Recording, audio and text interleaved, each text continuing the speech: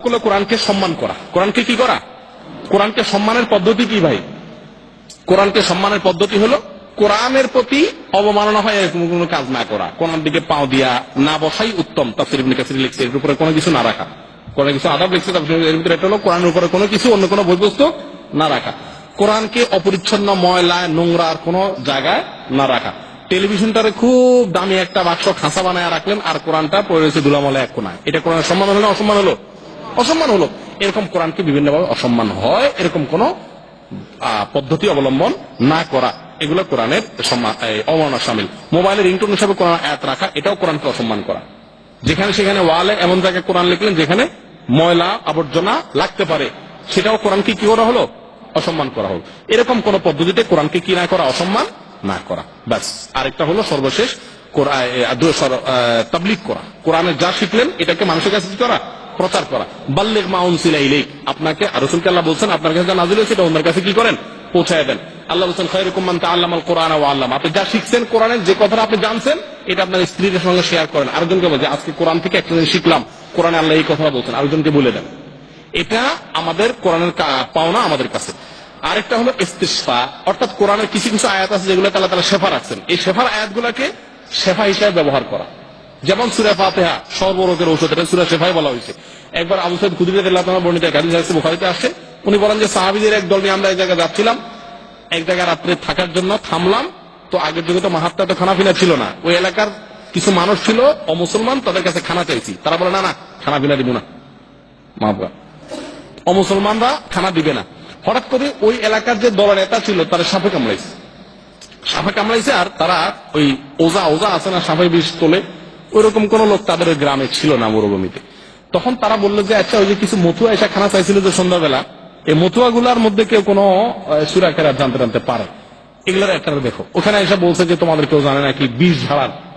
তো সাহাবীদের ভিতরে আবু সাঈদ খুদরি বলল আমাদের ভিতরে একজন, অন্য বর্ণনা আসছে আবু রাদিয়াল্লাহু, উনি বলেন যে আমি পারবো, তবে শর্ত আছে, 30টা ছাগল দিতে হবে। সন্ধ্যাবেলা একবেলা খাওয়ান দিলে চলতো, যেহেতু এটা দেওয়া নাই তো এখন 30টা ছাগল দিতে হবে। তো তারা বলছে যে বাবারা যদি আমাদের নেতা ভালো হয় তো সমস্যা নেই, নিয়ে 30 ছাগল। পরে উনি ফু দিয়ে আসছেন, ভালো হয়ে গেছে, 30 ছাগল নিয়ে আসছে। সাহাবীদের দুই দল হয়ে গেছে। একদল বলে যে ভাই তুমি কি পড়ে ফু দিছো না দিছো, আমরা এই ছাগল খাবো না। একদল কি কয় বেটা আমরা খানা দেয় না, আমাকে হক, আমরা খাবো। দুই দল হয়ে গেছে। রাসূলের কাছে যাওয়ার পরে রাসূল আকরাম সাল্লাল্লাহু আলাইহি ওয়াসাল্লাম জিজ্ঞেস করছেন, সাহাবী জিজ্ঞেস করলেন রাসূলুল্লাহ ছাগল আমাদের জন্য খাওয়া যায় যাওয়া না যায়? রাসূল আকরাম সাল্লাল্লাহু আলাইহি ওয়াসাল্লাম ছাগল আর কিছু আসেনি, থাকলে আমার কিছু দাও, অর্থাৎ জায়েজ।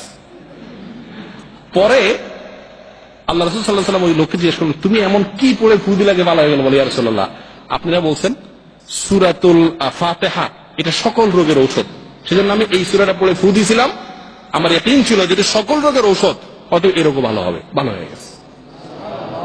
পৃথিবী ভাইরা এরকম বহু ঘটনা সাহাবীদের জিন্দেগিতে পাওয়া যায়। খারেজ ইবনে সালত রাদিয়াল্লাহু তাআলা তার চাচা থেকে বর্ণনা করেন, বলেন যে আমার চাচা একবার এক এলাকায় গেছে, সেখানে এক লোক পাগল, হঠাৎ করে পাগল হয়ে গেছে। তো কোন রোগে কোন ওষুধে ভালো হয় না, ওষুধে ভালো হয় না। উনি বলছেন যে আমি গ্যারান্টি দিয়ে বলতে পারি আমার কাছে একটা ওষুধ আছে, ব্যবহার করলে ভালো হবে। বলে কি ওষুধ? বলে আমি ফু দিব, শুধু ভালো হয়ে যাবে।